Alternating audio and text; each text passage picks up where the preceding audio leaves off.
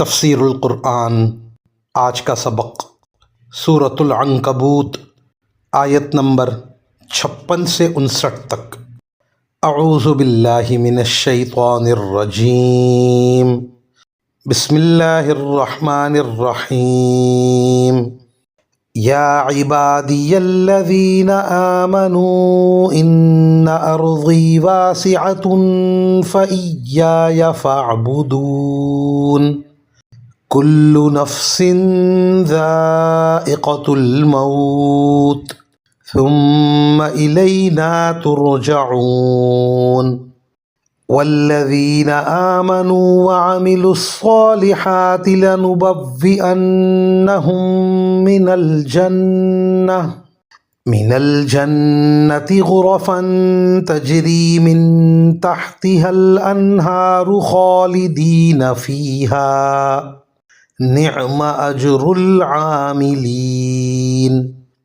الذین صبروا وعلی ربہم یتوکلون۔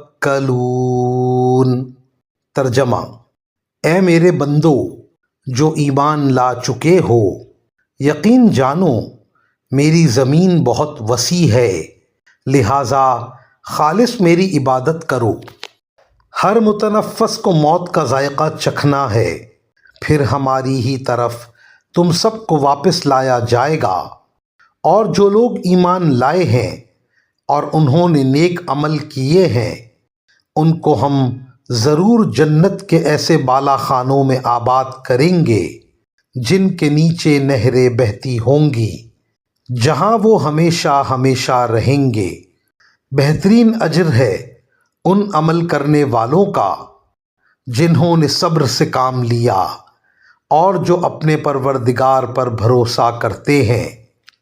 ان آیات کی تفسیر میں مفسرین کرام فرماتے ہیں، جیسا کہ اس سورت کے تعارف میں عرض کیا گیا، یہ سورت اس زمانے میں نازل ہوئی تھی جب کفار مکہ نے مسلمانوں پر ظلم و ستم کی انتہا کر رکھی تھی، اور بعض صحابہ کرام رضی اللہ عنہم اس صورتحال سے پریشان تھے۔ اس سورت کے شروع میں تو انہیں صبر و استقامت کی تلقین فرمائی گئی ہے، اور اب اس آیت میں اس بات کی اجازت دی گئی ہے کہ اگر مکہ مکرمہ میں دین پر عمل کرنا مشکل ہو رہا ہے تو اللہ کی زمین بہت وسیع ہے، ہجرت کر کے کسی اور ایسی جگہ چلے جاؤ جہاں امن و سکون کے ساتھ اللہ تعالیٰ کی عبادت کر سکو۔ اگر ہجرت کرنے سے اس لیے رکاوٹ محسوس ہو کہ اپنے عزیزوں دوستوں کو چھوڑنا پڑے گا تو یہ جدائی کبھی نہ کبھی تو ہونی ہی ہے، کیونکہ ہر انسان کو موت آنی ہے۔ پھر جب سب ہمارے پاس واپس آ جاؤ گے تو پھر کبھی جدائی نہیں ہوگی۔ وآخر دعوانا ان الحمد للہ رب العالمین۔